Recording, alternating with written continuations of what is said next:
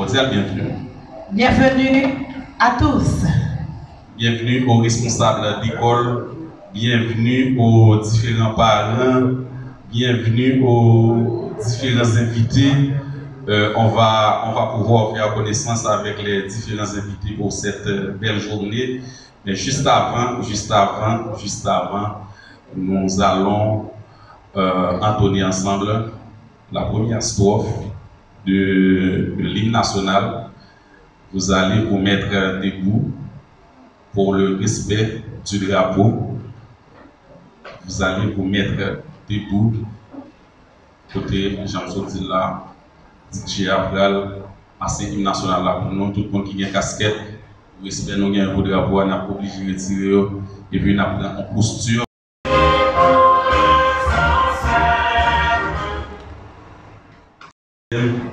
Édition ici au collège Notre-Dame de Lourdes. Sans perdre de temps, nous allons démarrer. La journée du livre, c'est une activité conçue par ERA, comme je viens de le dire, dans l'ultime objectif de faire la promotion pour la lecture au sein des établissements scolaires du département du Nord-Ouest et au sein des universités, parce que durant la journée, il y aura des universités comme UPNOP, ESIN et 2 écoles jardinières qui vont présenter. Donc c'est une activité non seulement pour les élèves, mais aussi pour les étudiants. C'est la promotion de la lecture.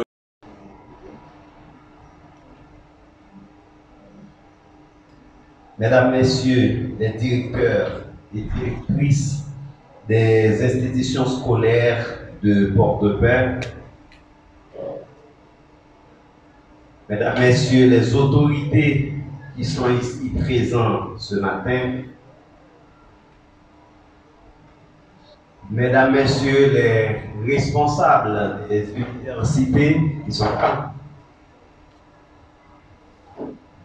Mesdames, Messieurs les professeurs qui sont présents ce matin pour cette activité,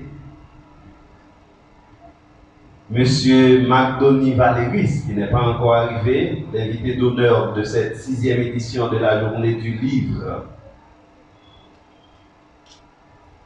Mesdames, Messieurs les représentants de la presse parlée, écrite, télévisée et en ligne, chères lectrices, chers lecteurs, chères toutes et chers tous, Mesdames, Messieurs les invités de marque,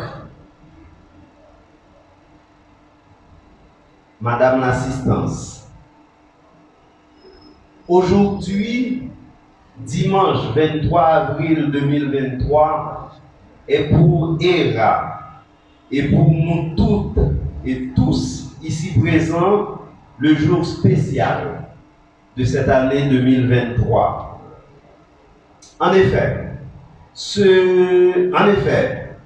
depuis l'année 2016, ERA se donne cette habitude de marquer un jour de l'année comme étant spécial ou particulier.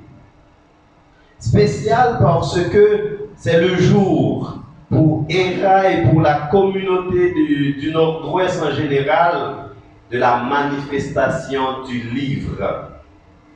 Spécial parce que c'est le jour où ERA et ses lectrices et les lecteurs se mettent ensemble pour susciter chez les universitaires, les écolières, les écoliers et chez toutes les spectatrices et les spectateurs le goût et l'amour du livre.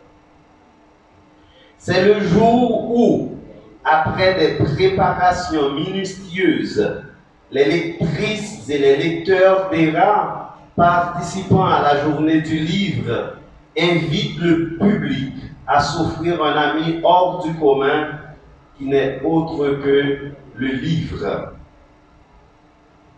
Mais quelle offre? Quelle serait l'offre la plus précieuse que celui du livre? Nous ne croyons pas qu'il serait possible qu'il serait possible d'offrir à quelqu'un quelque chose de plus précieux, car avoir pour ami le livre, c'est avoir deux choses qui, autrement, seraient contradictoires. Ces deux choses sont le monde et la paix. Quel serait le moyen le plus sûr de connaître les gens et les cultures qu'en lisant leurs productions? Quel serait le moment le plus doux, le plus agréable, le plus instructif et le plus paisible en même temps qu'un moment passé à deux, dans un profond dialogue avec un auteur à travers ses œuvres écrites? Le monde d'aujourd'hui et notre société en particulier a besoin de nous, que nous lisons davantage, que les personnes humaines, les Haïtiens en particulier, se font beaucoup plus amis des livres. Car c'est par la lecture que nous arrivons à mettre en évidence notre génie individuel et aussi notre génie de peuple. En effet, si nous ne lisons pas, comment pourrons-nous savoir avec Jean Verlain ou Osni Thomas qu'il existe des raisons plus fortes pour le peuple haïtien d'être fier d'être haïtien que celles que le quotidien nous offre et qui nous poussent à vouloir nous effacer l'étiquette haïtienne? Si nous ne lisons pas, comment pourrons-nous savoir avec Macdoni Valéris qu'à ce poison par lequel le pays est en train d'être tué, le seul contrepoison serait une bonne éducation civique, une bonne éducation civique. Quand on lit, on vit. Quand on ne lit pas, on vivote. Car lire, ce n'est pas seulement de vivre, mais c'est de bien vivre. Quand on lit, on trouve en soi les ressources nécessaires pour se développer, s'affirmer, être conscient de ce qu'on est vraiment et de quoi on est capable. Quand on ne lit pas, on reste constamment à la merci des autres. On reste bloqué, ne sachant pas quand se lever les pieds est nécessaire et quand le s'asseoir s'impose.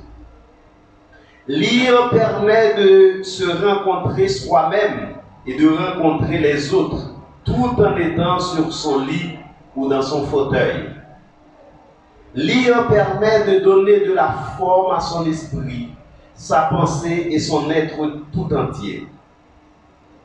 Quelqu'un qui ne lit pas, même en ayant tous ses membres, il est un handicapé. Et le vrai handicapé n'est autre que celui qui ne se donne pas la peine de lire. On ne lit pas au besoin. C'est 6e édition Journée Livre ERA. Lire, c'est un bagage que tout le monde, chaque monde qui vive, t'a supposé faire, t'a doué faire à chaque instant. Parce que depuis on parle, c'est comme si on pas.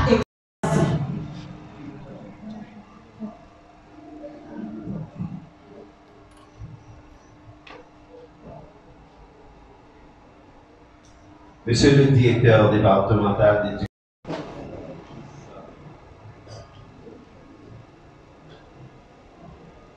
Monsieur le coordonnateur de l'IRA, Mesdames, Messieurs, membres de l'espace de réflexion, de recherche et d'action, élèves des différents lycées et collèges du département, Mesdames, Messieurs les responsables d'école, Messieurs les techniciens de la direction départementale, Monsieur le coordonnateur de l'inspection du secondaire, l'inspecteur Frédéric Michel, Mesdames et Messieurs, c'est pour nous un honneur d'être présent ce matin à la 6e édition de la Journée du Livre, une activité régulière et annuelle réalisé par ERA. Nous disons un privilège parce que, étant que professionnel de l'éducation, étant que responsable aussi de l'éducation au niveau du département, nous estimons que c'est un devoir d'accompagner les jeunes, les écoliers, les universitaires dans toute activité liée à la culture en général et en particulier à la lecture. La fois dernière, j'ai posté sur mon statut de WhatsApp quelque chose de très ironique, mais très important pour moi.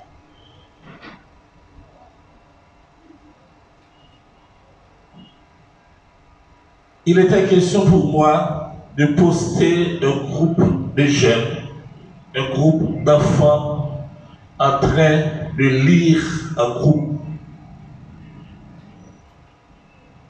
Et en commentaire, j'avais écrit: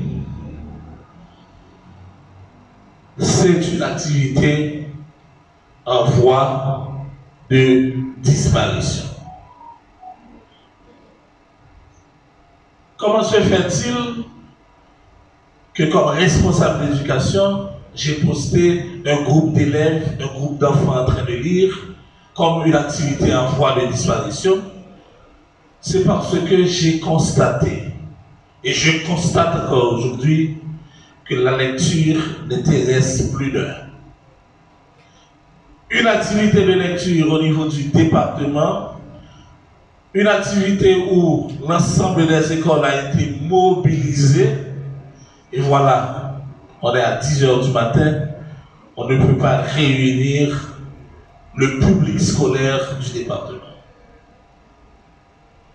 Voilà pourquoi, en tant que responsable d'éducation, il a été pour moi un impératif d'être présent au cours de cette activité pour donner une autre ampleur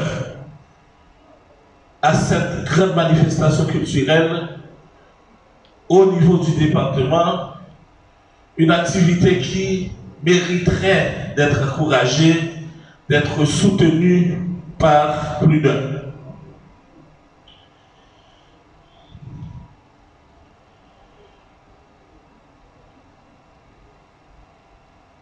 L'anecdote que je vous ai donnée tout à l'heure, c'est de pouvoir faire comprendre à plus d'un, en tant qu'enseignant, en tant que professionnel de l'éducation, eh bien, nous constatons que les élèves, que les universitaires, que les étudiants ne lisent pas. Comment peut-on parler d'école sans la lecture? Parce que nous considérons la lecture comme une activité transversale dans l'enseignement. C'est comme on dit dans le langage créole haïtien, ou pas qu'à imaginer un agriculteur, un paysan, mon avez les têtes d'agriculteur sans que les papes fassent jardin. Mais c'est le même genre. Nous pas carrer les têtes, nous étudiants écoliers, sans nous pas d'accord pour nous faire lecture. Comme nous l'avions dit tout à l'heure, la lecture, c'est une activité transversale dans le domaine de l'apprentissage. Les premiers ABC, les premières notions d'apprentissage sont liées à la littératie et à la numératie. Conscient de ce manque de compétences au niveau des différentes institutions scolaires du département,